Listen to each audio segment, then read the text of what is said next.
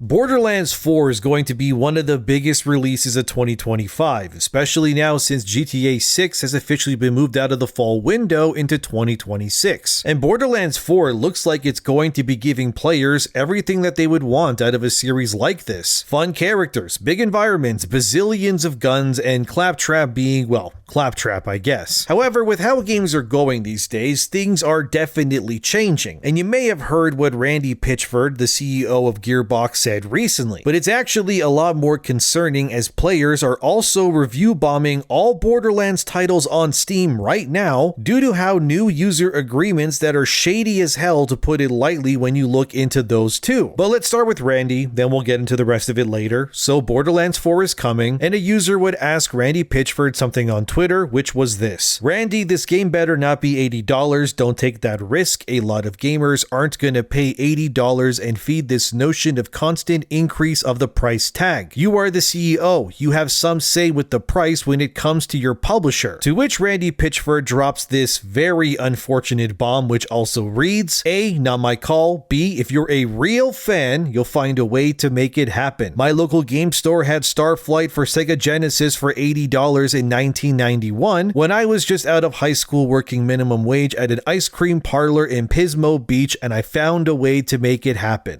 This was, well, it's not going over well at all, really. Look, I get where Randy is trying to come from. He's talking more snarky, saying that if you really wanted something, you will move the heavens to make it happen. And look, I get it, but this is the internet and definitely not the place where you should be saying things like this, because it's just gonna make people see you as a D-bag at the best of times. And will also just fuel the whole corpo executives are completely out of touch narrative even more. And this will not go over well. How do I know? Here's how that same fan would react to Randy's "you'll make it happen" thing if you're a real fan remark, which also reads: Bro, you can F off, Randy. Real fan the F. I played Borderlands since its release in 2009. Every game I've played since that release. It's clear gamers are on my side and agree with my take. You are the effing CEO, Randy. You have say, you just don't want to effing admit it. Yeah, that went about as well as you would expect, I guess. Now that could have ended there, but the internet would catch wind of this, of course, and well, now things are getting a lot worse for Randy, as he's basically just opened the gates of oblivion himself. This is from IGN. As gamers express concern about Borderlands 4 potentially costing $80, Gearbox chief Randy Pitchford says if you're a real fan, you'll find a way to make it happen. I can't believe he actually said that, dude. My God. So what I take from Randy's message here is that while he doesn't confirm 100% that Borderlands 4 is $80, his response to that player pretty much confirms that the likelihood is that it will most definitely cost $80 for sure at release. A few reasons for why that is. One, Borderlands 4 will launch on Nintendo Switch 2. That is 100% confirmed, and we know that thanks to Nintendo being greedy, that this whole $80 or $90 American meta is now going to be a reality after they pull the switch, no pun intended, on these prices going forward. And I would assume with Borderlands 4 being a new product releasing on Switch 2, they will do the same price as Nintendo's other games. And I really wouldn't be surprised if it also launches at $80 digitally American day one on PS5 and then some too. This also means for my Canadian viewers who live here like I do that Borderlands 4 will actually cost us about $111 digitally, and by the way, that's before taxes. Yep, you heard that right. Us Canadians will officially be spending over $100 now for digital AAA new games. My God. I really can't believe that we're here, but we really are, fellas. And the industry types like Randy Pitchford, I mean, they clearly just don't care at all. He just wants your money. And will this affect Borderlands 4 sales? It's hard to say. The game will be a mega hit, likely either way. And the reality is that most people will probably forget what Randy said once the glitz and glamour and hype of Borderlands 4 arrives within reach for them. And the FOMO, or fear of missing out, will just overtake them like the symbiote, and then they'll lose their minds and just forgive all sins. And that's probably what Randy is hoping for. Look, I don't hate the guy, but I think we can agree that his choice of words here, yeah, probably not the best look. In IGN's article about this same story, they quote what Randy said during a PAX East panel just last week, and here's what he said. By the way, this is also about him talking about the prices of games, but again, here's what he said. I'll tell you the truth, I don't know, that is the truth, I'll hit it straight on. It's an interesting time, he said. On one level, we've got a competitive marketplace where the people that make those choices want to sell as many units as possible possible, and they want to be careful about people that are price sensitive. There were some folks who don't want to see prices go up, even the ones deciding what the prices are. There's other folks accepting the reality that game budgets are increasing and there's tariffs for the retail packaging. It's getting gnarly out there, you guys. Borderlands 4 has more than twice the development budget for Borderlands 3, more than twice. So the truth is, I don't know what the price is going to be. Look, I know Randy was trying to dodge the question here, but it's very obvious that he would know the price. He just doesn't want to say it at PAX East, because he knows that he would be met with a room of people just groaning and moaning in response, which would obviously kill the vibe there. But I think the fact that he's being asked these questions so often is room for concern, because remember that Doom the Dark Ages just came out, and that's an objectively great game. It was $70 at release, and it isn't doing the best on Steam based on metrics when you compare it to the previous games in that trilogy. And a reminder too that Dark Ages had pretty much zero controversy surrounding it upon release. It just kind of came out and that was it. And we saw how the $70 price point didn't cause the game to flop, maybe, but clearly it still wasn't met with the same level of fanfare or player counts as Eternal did 5 years ago. And that was at $70 American. Borderlands 4 is definitely going to be $80 American. You really gotta be stupid to believe what Randy is saying here. He's the CEO of Gearbox, guys. The game comes out in less than half a year from now. Never mind not knowing the price. Randy knows what the collector's edition will look like. He knows what plans are set in place for DLC in the future. He knows the trajectory of all the future content. He knows the metrics behind the scenes. He knows the pre-order numbers. He knows everything. I would believe this answer if this was like a random level designer maybe who wouldn't have access to this info, but come on guys, this is the CEO. He has investors. He speaks to them regularly. There's no way in the holiest of hells that this doesn't cost $80 at release. Plus, let's be honest, it's Take-Two, guys. The same publisher releasing Borderlands also releases those basketball games too annually. And remember that the price increased to $70 from $60 in 2020. That was actually pushed originally by Take-Two with their NBA 2K games. There's big money in these releases, obviously, and in January 2019, Take-Two Interactive signed a $1.1 billion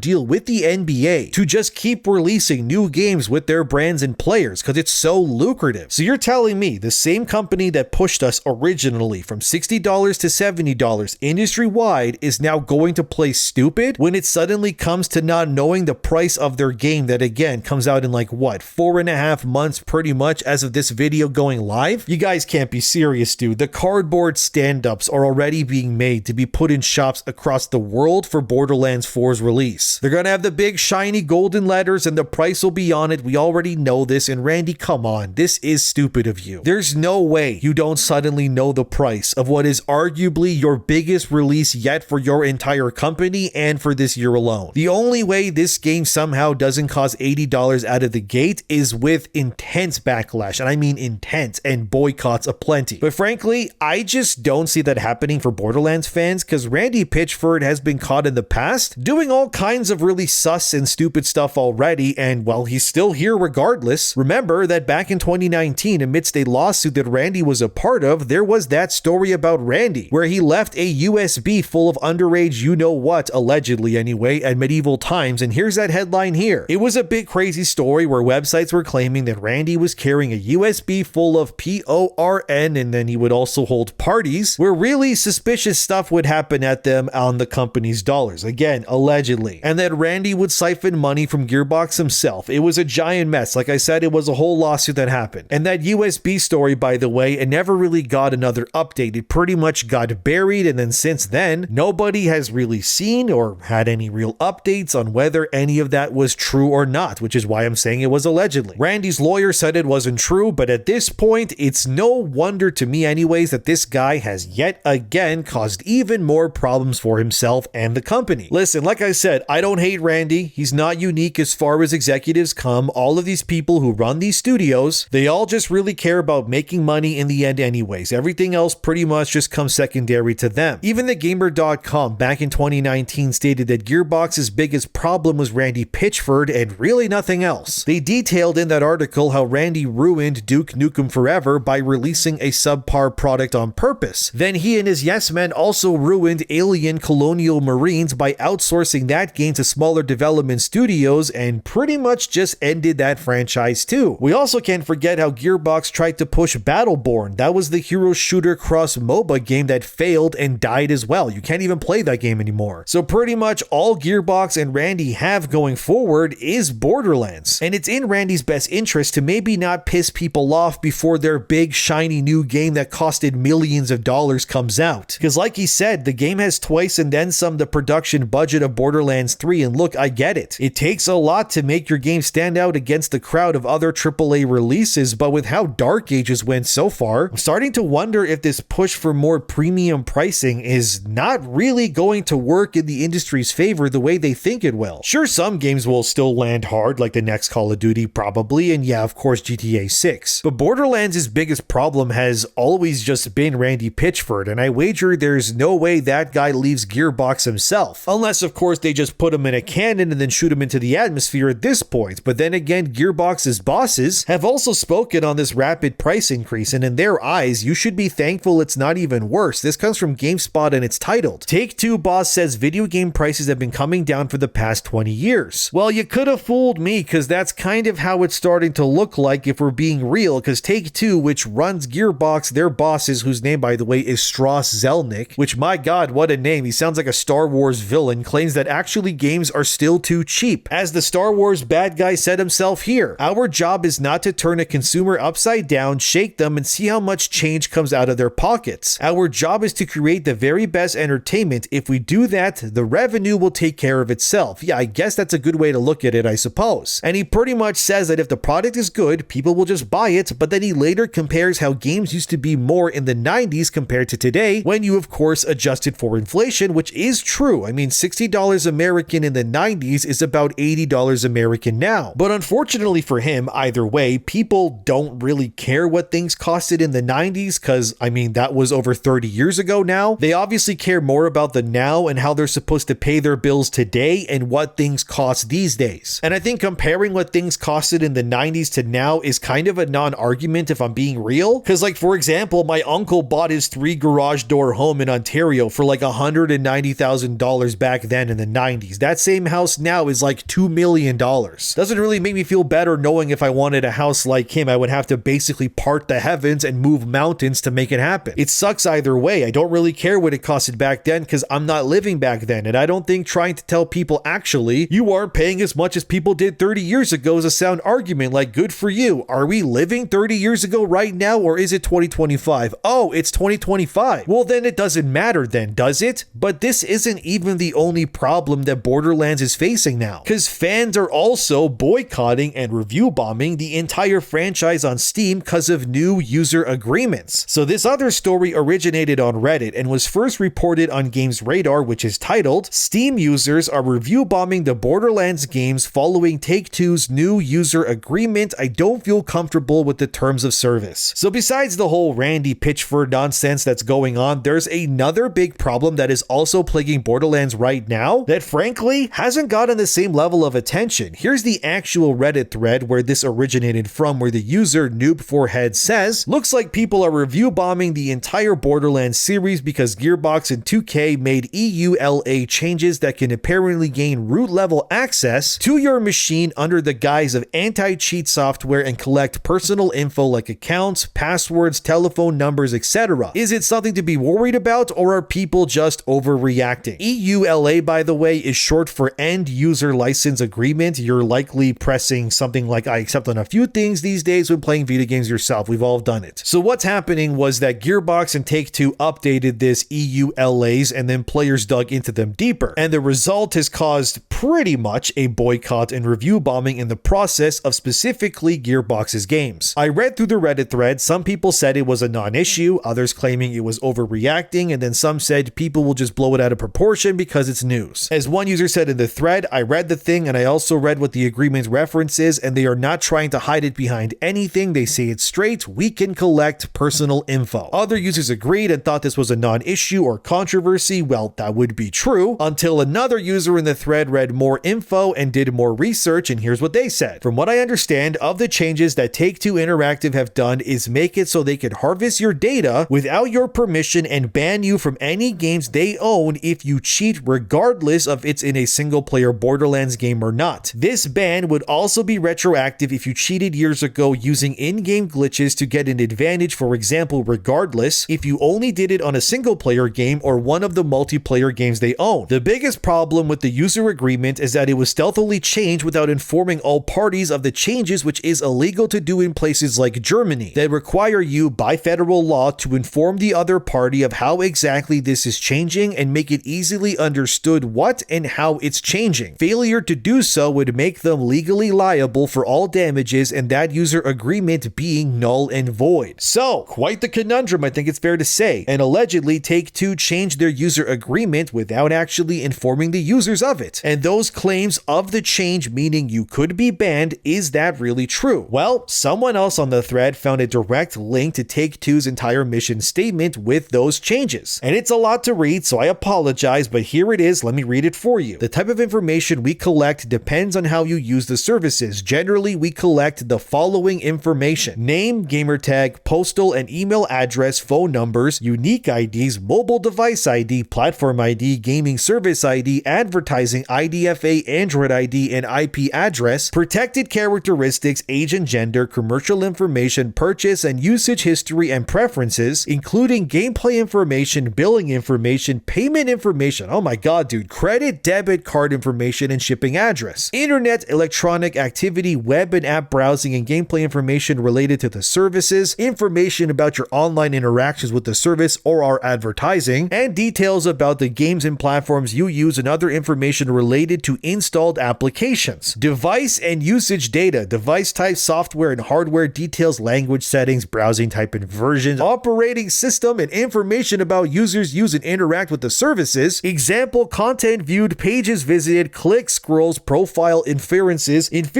made from your information and web activity to help create a personalized profile so we can identify goods and services that may be of interest. Oh my god. Audio visual information, account photos, what? Images and avatars, audio information via chat features and functionality, and gameplay recordings and video footage such as when you participate in playtesting. Sensitive information, precise location information if you allow the services to collect your location, account credentials, username and password, and contents of communications via chat features and functionality. However, there's even more as it reads here in this next statement. My god, let's keep going. We use the information we collect within Take-Two as follows, pursuant to various legal bases. Business purposes: provide the services and support, fulfill orders and requests, improve the services and our business, develop new products and services, enhance your experience on the services, protect the security for our users, employees, facilities, and services, and develop internal marketing and demographic studies. Commercial purposes: market and advertise our and our business partners' products and services, send you promotional materials, and administer promotional activities or events. We will also use your information as permitted by law. Oh my god, that was a lot to read, but as you can see, this means that when you play Borderlands on Steam, and I would also assume that this also applies to PlayStation and Xbox or Nintendo Switch too, is that Take-Two pretty much harvests all of your information just across the board. Look, I understand companies having, say, your name and your credit card info, especially if you buy games digitally, because they need that information to legally put the payment through in order to charge you for their product. I have no issue with that. That's normal across the board. But some of this is just clearly kind of insane. I mean, they have access to pretty much everything when you click yes, pretty much. The only thing they're missing is like your blood type, what you ate recently, and who you voted for. But this is kind of an insane amount of data collection gathering going on here just so that you can shoot psychos and collect loot in your Borderlands games, if you ask me. Especially with stuff like doxing being so prevalent, it's kind of insane how in order for you to play your single player shooting game, you kind of just need to give up all of your info to Gearbox and Take-Two like this. And yet most of what I've presented to you is buried under copious amounts of stuff when you just click yes. They do, however, give users the option of what's called data rights as seen on screen here, where you can opt out of certain criterias based on where you live, which, like that previous user brought up Germany, and the whole protection laws that are over there, that would surely, I would assume anyway, apply to something like this. However, this massive data breach they get from you to play games like the first Borderlands, which is like well over 10 and then some years ago, is kind of crazy. And like I said, because of these new agreements, all of the games that Gearbox makes and owns are being review bombed into like negative oblivion because of this. That means Tiny Tina's Wonderlands, Borderlands 1, all the way through 3, you know, the pre-sequel, all of it, you name it. And I mean, good, honestly, cause this is kind of egregious. But it's perplexing how the story of players boycotting and review bombing these games is not getting talked nearly enough online, or really by websites compared to the whole Randy comment thing. When honestly, this is just as messed up, if not more so, than the pricing issues that Borderlands 4 is going to inevitably face. I think basic level things are obvious to get access to your name or credit card info when you buy, cause okay, that's fine, but the fact if I want to play Borderlands 3 or I guess 4 eventually, Gearbox now knows exactly where I live, what I do for work, what my spending habits are like, even down to things like account photos or having access to the audio of your chats on Steam even. So this means what exactly? That Gearbox and Take-Two can now listen in on you as you play games with your friends? And then what? If you say something they don't like, what happens then? They terminate your account? They even get web and browser searches and information related to your installed applications. They also get your mobile phone number, your precise location, and more too. Yeah, this is egregious. Why would they need all of this just so that you can play Borderlands? It's too much. I hope more people catch wind of this story and maybe hopefully force Gearbox and Take-Two to reverse this. Because this is breaching into like Blade Runner territory with how much these companies want to get to know you when you just want to buy and play their games. There needs to be a barrier between this. Because currently Gearbox and Take-Two are just going to be drowning in user information that they will, no doubt, they will just sell it in the future to other parties like other companies have done in the past. And circling back to the pricing issue with Borderlands 4 and Randy's comments, the issue there is I think Randy overestimates just how important he thinks Borderlands is as a franchise. I mean, let's be real guys, the movie they released that came out like less than a year ago, it bombed horribly. Nobody cared about it. The brand is just not as strong as it used to be, and as this Bloomberg article from Jason Schreier reads, players have too many options to spend $80 on a video game, and the argument is made that most of the best performing titles of not just this year but prior were games that were not sold at full price. Last year example, Helldivers 2. And I think companies like what happened with Doom the Dark Ages are now learning is that players really don't need to buy your new games day one anymore. There's too much to play anyways, too many games to enjoy that most of us already have in our backlogs. There's very little reason or incentive to actually buy most things new unless it's something that you really can't live without. And Borderlands 4, while it looks fun, don't get me wrong, I don't think people need that game per se, especially when they're going to be charging well over $110 Canadian just for the game digitally alone, never mind the physical version or like deluxe and then some. I still do think that Borderlands 4 will sell well despite all of this because again, people tend to have selective memory when it comes to these sorts of things, and chances are, for me anyways, when that game drops, I'll probably need to review it for the channel because it will be a big release. But for the average person juggling rent and car payments and food and more, especially in Canada, you're asking them for now over $100 for a new game, and where does this end? And on top of the gut punch to your wallet, you're also clearly going to be harvested of all of your data via your user agreements too. How much are these new games worth then? It's not just your money anymore, it's where you live, your name, your browser history, your online chat logs, your spending habits. You have to basically strip yourself bare just so that Randy will let you play the new Borderlands game. And I guess my final question before I end this video is, how much is too much of this for you? Are you okay with this or not? Because at this point, once Borderlands 5 inevitably comes out in the future, Randy might need a vial of your blood mailed to his house in order for your Steam account to allow that game to run. But let me know what you think in the comments, and with the sheer hubris of all of this, I guess you really do need to be a real fan in Randy's eyes to pretty much want to give up everything but your physical body to play Borderlands 4 when it releases. But subscribe, like the video if you did, and thank you for watching, and I'll see you guys in the next one.